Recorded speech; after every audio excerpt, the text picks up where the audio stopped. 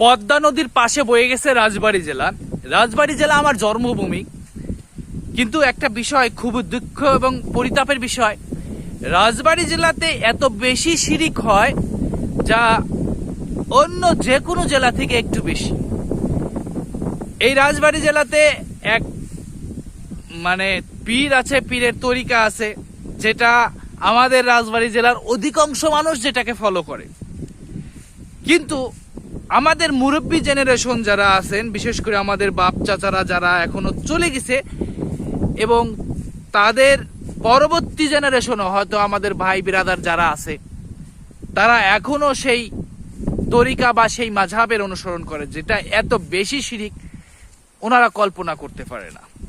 তারা মানুষকে সেজদা করে, তাদের পীরের তরিকার বিভিন্ন জিকির আছে যেটা তারা কোরআন হাদিসের থেকেও গুরুত্বপূর্ণ মনে করে। সবচেয়ে বড় দুঃখের এবং পরিতাপের বিষয় কি, তাদের যে পীরের বাড়ি আছে, পীরের খানকা আছে, পীরের মাজার আছে, সেইখানে তারা কাবাঘর যেরকম তওয়াব করে সেইভাবে তওয়াব করে তারা সেই ভারতের মেদিনীপুর নামক জায়গাতে। এটা সবাই জানি আমরা, এটা আসলে গোপন করার বিষয় না।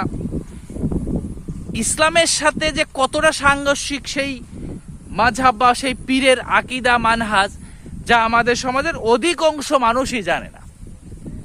তাদের আকীদা কোনো ইসলামী সুন্নি আকীদা না, তারা যে শিয়া গণনার এটাও বোঝে না।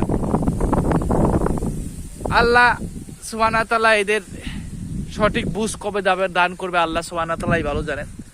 তবে একটা আশার বিষয় হচ্ছে যে ইয়ং জেনারেশন, শিক্ষিত জেনারেশন আর সেই মসজিদ বা সেই আপনার সেই খানকা বা সেই পীরের কাছে যাচ্ছে না, কারণ শিক্ষিত মানুষদেরকে বুকেও বোকা বানিয়ে রাখা যায় না, এটা সত্য কথা।